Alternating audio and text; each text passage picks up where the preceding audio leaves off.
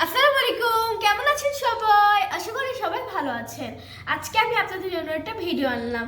সেটা হচ্ছে Google notebook এলএমের একটা ভিডিও। সেদিন তোমাদের গুগল নোটবুক এলএম নিয়ে একটা ভিডিও করেছিলাম, কিন্তু এটা ইংলিশ ফর টুডে ক্লাস 5 এর বই দিয়ে আমি তোমাদের বিস্তারিত দেখিয়েছিলাম। তো আজকে আমি সেমই করবো, বাট হচ্ছে আমি তোমাদেরকে সাবজেক্ট আলাদা। ওইটা হচ্ছে প্রাথমিক বিজ্ঞান। তোমাদের ইংলিশেরটা দেখেছো, এবার বাংলাটাও দেখে নাও। আশা করি এটা তোমাদের জন্য অনেকটা উত্তেজনা হতে পারে।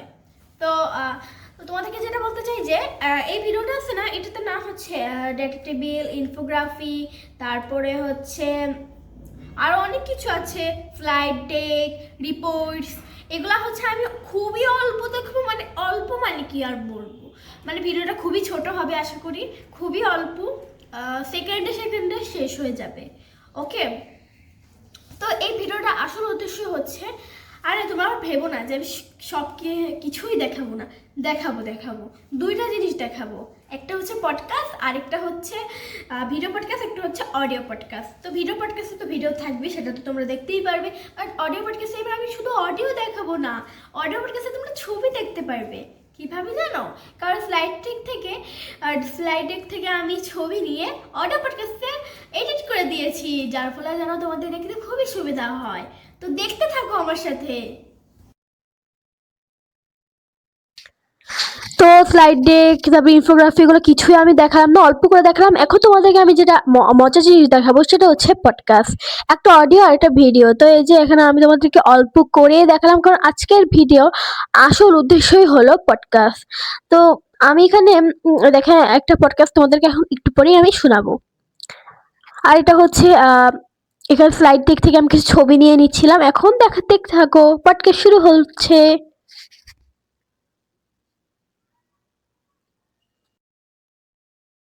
প্রকৃতি জানেন তো একটা বিশাল আর বিস্ময়কর জালের মতো, যেখানে সবকিছু, হ্যাঁ সবকিছুই একে অপরের সাথে জুড়ে আছে। চলুন আজকের এই আলোচনায় আমরা জীবনের এই জটিল অথচ সুন্দর সংযোগগুলোকেই একটু কাছ থেকে দেখার চেষ্টা করি। এই যে ছবিটা, এটাই আমাদের আজকের অনুসন্ধানের শুরু। আর প্রশ্নটাও বেশ ভাবার মতো, তাই না? প্রকৃতিতে কিভাবে সবকিছু অন্য সবকিছুর সাথে জুড়ে থাকে? প্রশ্নটা শুনতে যতটা সহজ, এর উত্তরটা কিন্তু প্রকৃতির এক গভীর রহস্যের দরজা খুলে দেয়। তো এই সংযোগের জালটা বুঝতে হলে আমাদের শুরু করতে হবে একেবারে গোড়া থেকে, আর সেই গোড়াটা হলো জীবনের মঞ্চ, মানে বাসস্থান বা হ্যাবিট্যাট। তাহলে এই বাসস্থান বা হ্যাবিট্যাট আসলে কি? একদম সহজ কথায় বললে এটা হলো কোনো জীবের প্রাকৃতিক ঠিকানা।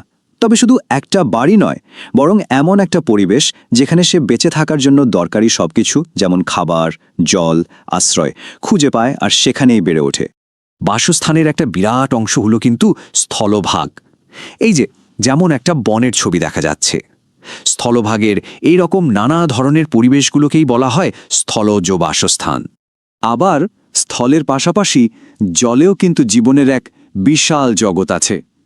ছোট পুকুর থেকে শুরু করে বিশাল মহাসাগর পর্যন্ত পানির মধ্যে থাকা জগতে বেঁচে থাকে। এর উত্তরটাই আমাদের নিয়ে যাবে প্রকৃতির এক দারুণ কৌশলের দিকে।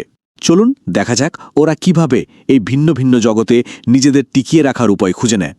আসলে সময়ের সাথে সাথে প্রত্যেকটা উদ্ভিদ আর প্রাণী তাদের পরিবেশে টিকে থাকার জন্য কিছু না কিছু বিশেষ বৈশিষ্ট্য তৈরি করে নেয়। যেমন ধরুন বাঘের ওই শক্তিশালী থাবা, বা ঈগলের ধারালো ঠোঁট, কিংবা ক্যাকটাসের কাঁটা, এগুলো সবই কিন্তু এক একটা চমৎকার উদাহরণ। এই যে বিশেষ বৈশিষ্ট্য অর্জন করার প্রক্রিয়াটা, এটাকেই বলে অভিযোজন। এটা আসলে প্রকৃতির এক নিখুঁত ডিজাইন, যেখানে একটা প্রজাতি তার পরিবেশে টিকে থাকার জন্য ধীরে ধীরে নিজের শারীরিক গঠন বা আচরণের মধ্যে দারুণ সব পরিবর্তন নিয়ে আসে। এই টেবিলটা দেখলে ব্যাপারটা আরও পরিষ্কার হবে। দেখুন, মেরু ভাল্লুকের পুরু পশম ওকে আর্কটিকের ওই প্রচণ্ড ঠান্ডা থেকে বাঁচায়।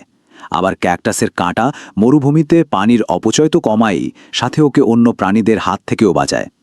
আর বাঘের ডোরাকাটা দাগ, ওটা জঙ্গলে শিকার করার সময় লুকিয়ে থাকার জন্য একেবারে পারফেক্ট একটা ছদ্মবেশ। মানে প্রত্যেকটা জীব তার নিজের পরিবেশের জন্য একদম নিখুঁতভাবে তৈরি। এতক্ষণ আমরা দেখলাম জীবেরা কিভাবে নিজেদের পরিবেশে টিকে থাকে। এবার চলুন দেখি তারা কিভাবে একে অপরের উপর নির্ভর করে। এই যে অদৃশ্য সংযোগ, এটাই হলো পারস্পরিক নির্ভরশীলতা। একটা কথা মনে রাখতে হবে, প্রকৃতিতে কোনো জীবই কিন্তু একা একা বাঁচতে পারে না। প্রত্যেকেই কোনো না কোনোভাবে অন্যের সাথে এক অদৃশ্য সুতোয় বাঁধা নয়, পুরোপুরি দ্বিমুখী। উদ্ভিদরা তাদের প্রজননের জন্য পরাগায়ন বা নতুন জায়গায় বংশবিস্তারের জন্য বীজ বিতরণের মতো কাজে প্রাণীদের ওপর নির্ভর করে। অন্যদিকে প্রাণীরা শ্বাস প্রশ্বাসের জন্য অক্সিজেন, শক্তির জন্য খাবার, এমনকি আশ্রয়ের জন্য কিন্তু উদ্ভিদের ওপর নির্ভরশীল। কি অসাধারণ একটা ব্যবস্থা, তাই না?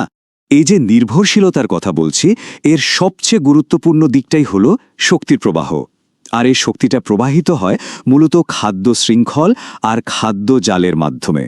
আর এই সমস্ত শক্তির প্রবাহের মূলে কিন্তু রয়েছে একটাই উৎস।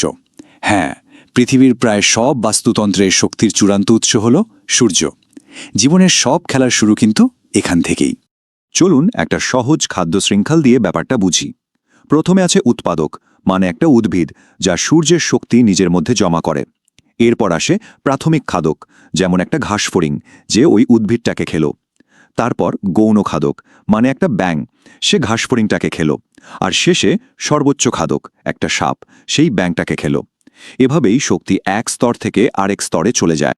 কিন্তু বাস্তবে এই সম্পর্কটা এতটা সহজ সরল রেখার মতো হয় না, বরং এটা অনেক বেশি জটিল, অনেকটা এই ছবিটার মতো।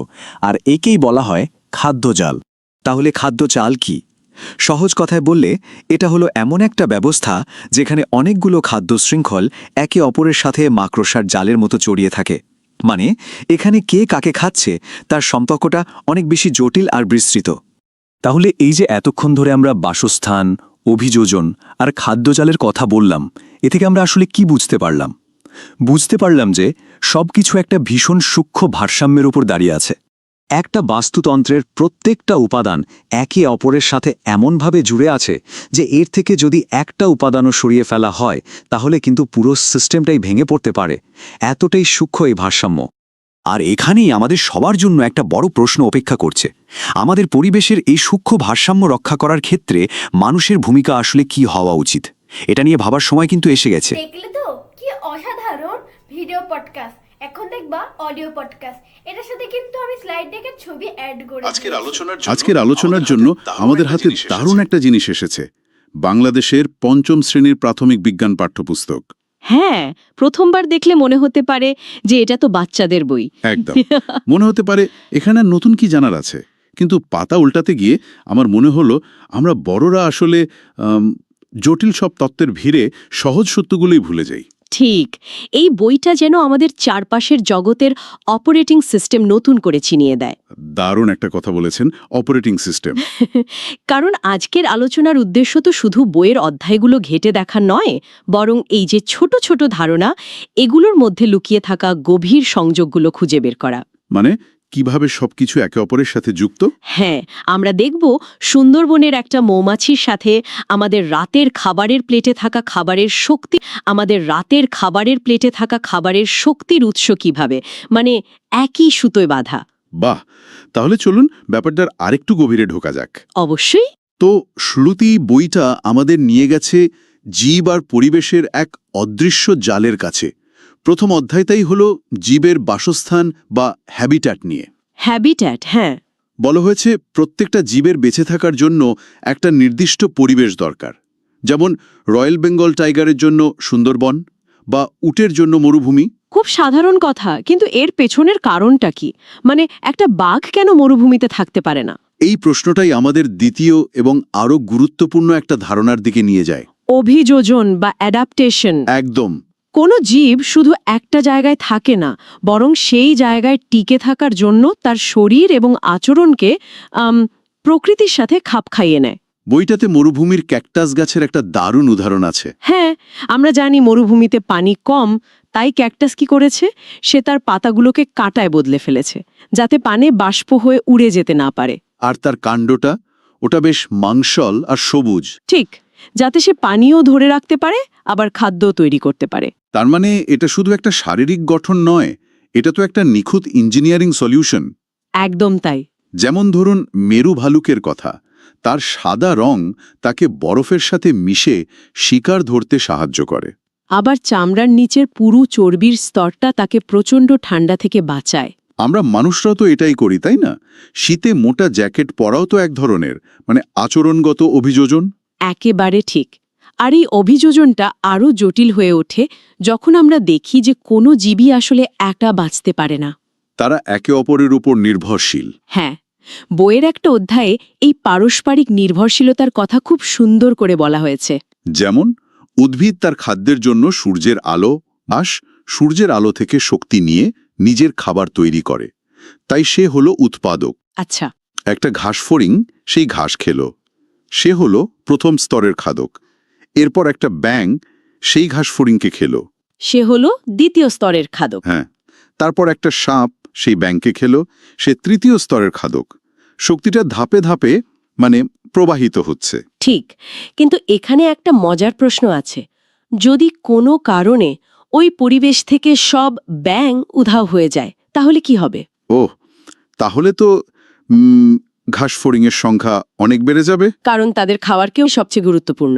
একটা সাধারণ খাদ্য শৃঙ্খল আসলে আরও অনেকগুলো শৃঙ্খলের সাথে যুক্ত থাকে। আর তাতেই তৈরি হয় একটা জটিল খাদ্যজাল বা ফুড ওয়েব। একদম। এই জালটা ভীষণ শক্তিশালী, কিন্তু এর যে কোনো একটা সুতো ছিঁড়ে গেলেই পুরো কাঠামোটা দুর্বল হয়ে পড়ে। আর এই পুরো শক্তি প্রবাহের মূল উৎসটা কি? সূর্য।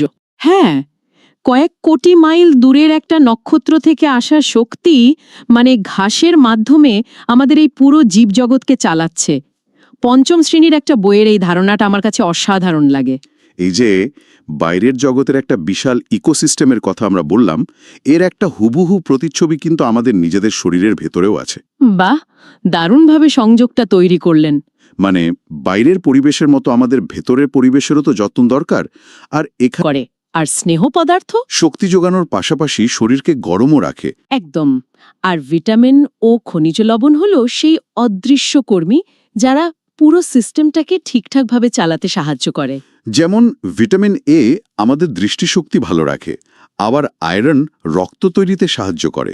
আর পরিমাণ মতো পানি ছাড়া তো এই কোনো প্রক্রিয়াই সম্ভব নয়। তার মানে আমাদের শরীরটা একটা জটিল কারখানার মতো, যেখানে প্রত্যেকটা উপাদানের একটা নির্দিষ্ট কাজ আছে। এই কারখানায় সবচেয়ে বড় ধরনের আপগ্রেডেশন বা পরিবর্তনটা ঘটে বয়ঃসন্ধিকালে। হ্যাঁ, বইটির বয়ঃসন্ধিকাল অধ্যায়টি এই সময়টার কথা খুব সহজ করে বলেছে। সাধারণত 10 থেকে 19 বছর বয়স পর্যন্ত। এই সময়ে ছেলেমেয়েদের শরীরে আর মনে যে বিরাট পরিবর্তন আসে, তার জন্য সঠিক পুষ্টির যোগান দেওয়াটা অপরিহার্য। এটাকে একটা দালান তৈরির সাথে তুলনা করা যায়, তাই না? ঠিক তাই। যদি ভিত্তি তৈরির সময় ভালো মানের রড সিমেন্ট না দেওয়া হয়, তাহলে তো পুরো দালানটাই দুর্বল হয়ে পড়বে। সুষম খাদ্য হলো সেই ভালো মানের উপকরণ। আমার মনে আছে এই সময়টা মানসিক দিক থেকেও খুব ঝড়ের মতো। অনেক প্রশ্ন, অনেক দ্বিধা। একদম। বইটাতে শুধু শারীরিক পরিবর্তনের কথাই বলা হয়নি, মানসিক স্বাস্থ্যের যত্ন আর পরিষ্কার পরিচ্ছন্ন থাকার উপরও কিন্তু গুরুত্ব দেওয়া হয়েছে। এটা খুব জরুরি একটা বার্তা। অবশ্যই। আর খাদ্যের কথা যখন এলোই, তখন খাদ্য সংরক্ষণ বা ফুড প্রিজার্ভেশনের বিষয়টা নিয়েও কথা বলা দরকার। হ্যাঁ, কারণ সব ঋতুতে তো সব খাবার পাওয়া যায় না। তখন কি হবে? এই বই আমাদের কিছু পুরনো কিন্তু অত্যন্ত কার্যকর পদ্ধতির কথা মনে করিয়ে দেয়। এটা আমার খুব পছন্দের একটা অংশ। যেমন রোদে শুকিয়ে মাছ সংরক্ষণ করা, যা আমরা শুটকি হিসেবে চিনি। আমার দাদিকে দেখতাম বর্ষার জন্য আমের আচার তৈরি করতেন। তখন বুঝতাম না, কিন্তু এখন বইটা পড়ে বুঝছি লবণ, চিনি, সিরকা আর তেল ব্যবহার করে ব্যাকটেরিয়াকে জন্মাতে বাধা দেওয়া হচ্ছে। এটা তো খালিস বিজ্ঞান। তাই তো, একটা সাধারণ ঘরোয়া কাজ, কিন্তু তার পেছনে লুকিয়ে আছে মাইক্রোবায়োলজির মূলনীতি। ঠিক তাই। ফ্রিজে রাখা বা হিমাগারে সংরক্ষণ করা এগুলো আধুনিক পদ্ধতি, কিন্তু মূল উদ্দেশ্য একই। খাবারকে পচনের হাত থেকে বাঁচানো এবং তার পুষ্টিগুণ ধরে রাখা। করে সুন্দরবনের বাস্তুতন্ত্র থেকে শুরু করে আমাদের রান্নাঘরের বয়ামে রাখা আচার পর্যন্ত সবকিছুই টিকে থাকার বিজ্ঞান। তাহলে আমরা পরিবেশ দেখলাম, শরীর দেখলাম, কিন্তু এই সব কিছু, এই বাঘ, এই ক্যাকটাস, এই খাবার, এমনকি আমরা নিজেরা কি দিয়ে তৈরি? হ্যাঁ, এখানেই বইটা আমাদের একেবারে মূল জায়গায় নিয়ে যায়। এবার আমরা সেই বিল্ডিং ব্লকের কথায় আসব, যা দিয়ে এই গোটা বিশ্বব্রহ্মাণ্ড তৈরি। ঠিক। পদার্থের গঠন বা স্ট্রাকচার অফ ম্যাটার অধ্যায় তার মানে আমার হাতের এই বইটা, যে পানিটা আমি পান করছি বা যে বাতাস থেকে নিঃশ্বাস নিচ্ছি, সবকিছুই আসলে ভিন্ন ভিন্ন পরমাণুর নানা রকমের সমাবেশ। হ্যাঁ, ব্যাপারটা ভাবলে সত্যি মাথা ঘুরে যায়। বইয়ের সবচেয়ে সহজ উদাহরণটা ছিল পানির অণু H2O। দুটো হাইড্রোজেন আর একটা অক্সিজেন পরমাণু মিলে তৈরি, এবং এই অণুগুলো কিভাবে সাজানো আছে তার উপর ভিত্তি করেই পদার্থের অবস্থা নির্ধারিত হয়, কঠিন, তরল নাকি গ্যাসীয়। যেমন বরফ হলো পানির কঠিন রূপ। হ্যাঁ, এখানে পানির অণুগুলো খুব গোছানো আর কাছাকাছি থাকে, তাদের মধ্যে আকর্ষণ অনেক বেশি। আর যখন তাপ দেওয়া হয়, অণুগুলো শক্তি পেয়ে কাঁপতে শুরু করে এবং একে অপরের থেকে কিছুটা দূরে সরে যায়, তখন তা তরল পানি হয়ে যায়। আর আরও তাপ দিলে তারা প্রায় মুক্ত হয়ে ছোটাছুটি শুরু করে। সেটাই জলীয় বাষ্প বা গ্যাস।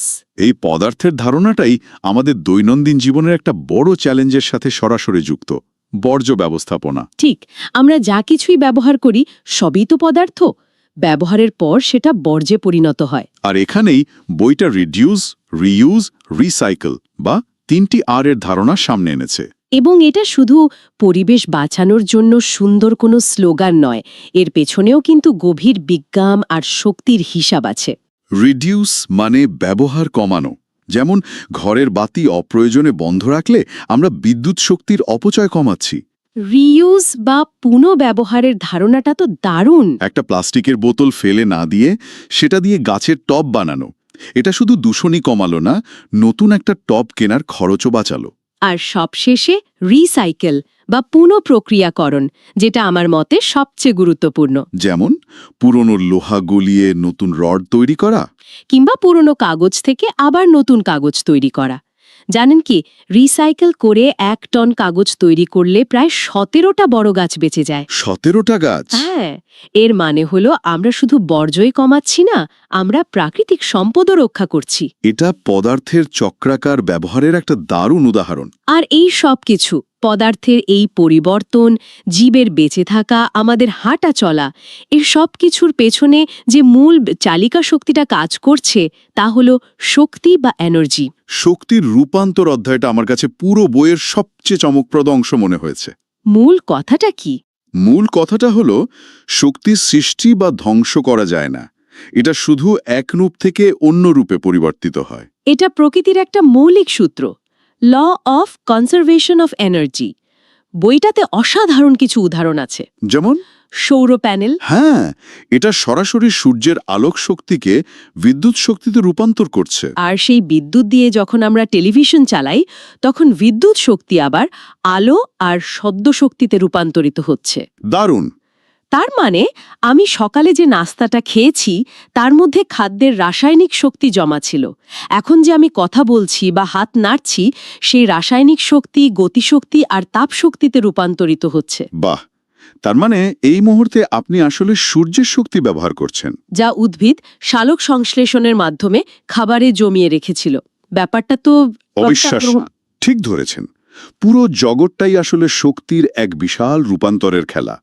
আমরা যখন গাড়িতে তেল ভরি তখন তেলের রাসায়নিক শক্তি ইঞ্জিনের ভেতরে পুড়ে তাপ শক্তি তৈরি করে, যা গাড়িকে চালাতে সাহায্য করে, মানে যান্ত্রিক শক্তিতে রূপান্তরিত হয়। ব্যাটারির ভেতরেও রাসায়নিক শক্তি জমা থাকে, যা মোবাইলে বিদ্যুৎ শক্তি, আলো এবং শব্দ শক্তিতে রূপান্তরিত হয়। আমাদের চারপাশের প্রতিটি ঘটনা আসলে কোনো না কোনো শক্তির রূপান্তর। তাহলে সব মিলিয়ে যা দাঁড়ালো তা হলো পঞ্চম শ্রেণীর এই সাধারণ বিজ্ঞান বইটি আমাদের মহাবিশ্বের কিছু মৌলিক নিয়ম চোখে আঙুল দিয়ে দেখিয়ে দেয়। বাস্তুতন্ত্রের ভারসাম্য, মানব শরীরের চাহিদা, পদার্থের গঠন এবং শক্তির প্রবাহ, সবকিছুই একই নিয়মের সূত্রে গাঁথা। জীব ও জড়, খাদ্য ও শক্তি, শরীর ও পরিবেশ আলাদা কিছু নয়, বরং একই সিস্টেমের ভিন্ন ভিন্ন প্রকাশ। এই আলোচনার শেষে একটা প্রশ্ন হয়তো ভাবার জন্য রেখে দেওয়া যায়। আচ্ছা, আমরা দেখলাম কিভাবে প্রতিটি ছোট উপাদান, একটা পরমাণু থেকে শুরু করে একটা আস্ত জঙ্গল, একটি বড় ব্যবস্থার অংশ হিসেবে কাজ করছে। এখন প্রশ্ন হলো, এই জ্ঞানটা আমাদের কি কাজে লাগবে? এটা একটা ভালো প্রশ্ন। যখন আমরা বুঝতে পারি যে আমাদের প্রতিটি কাজের পেছনে একটি শক্তির রূপান্তর ঘটছে, তখন কি আমরা শক্তির ব্যবহারে আরেকটু বেশি সচেতন হতে পারি না? যেমন অপ্রয়োজনে একটা বাতি জ্বালিয়ে রাখা মানে শুধু বিদ্যুতের বিল বাড়ানো নয়। এটা আসলে প্রকৃতির কোনো একটা উৎস থেকে আসা শক্তির অপচয়। এই ছোট কিন্তু গভীর উপলব্ধিটা কি আমাদের দৈনন্দিন জীবনে কোনো ইতিবাচক পরিবর্তন আনতে পারে? ব্যাপারটা আসলেই ভাবার মতো। কেমন লাগলো ভিডিও এবং অডিও পডকাস্টটা? আর স্লাইডটিকে যে তোমাদেরকে বলেছিলাম না আমি এডিট করে দিয়েছি, কেমন লাগলো এটা দেখতে আমাকে কমেন্ট বক্সে এসে তাড়াতাড়ি জানিয়ে যাও। আর হ্যাঁ, তোমরা যদি গুগল নোটবুক কিভাবে কাজ করে, গুগল নোটবুক সম্পর্কে যদি বিস্তারিত জানতে চাও, আমার আগের ভিডিওটি দেখে এসো, আমি নিচে লিংক দিয়ে দিচ্ছি, তোমরা চাইলে এখান থেকে দেখে আসতে পারো। আর এরকম ভিডিও পেতে আমাকে সাবস্ক্রাইব এবং লাইক, শেয়ার, কমেন্ট করে পাশে থাকো। ধন্যবাদ।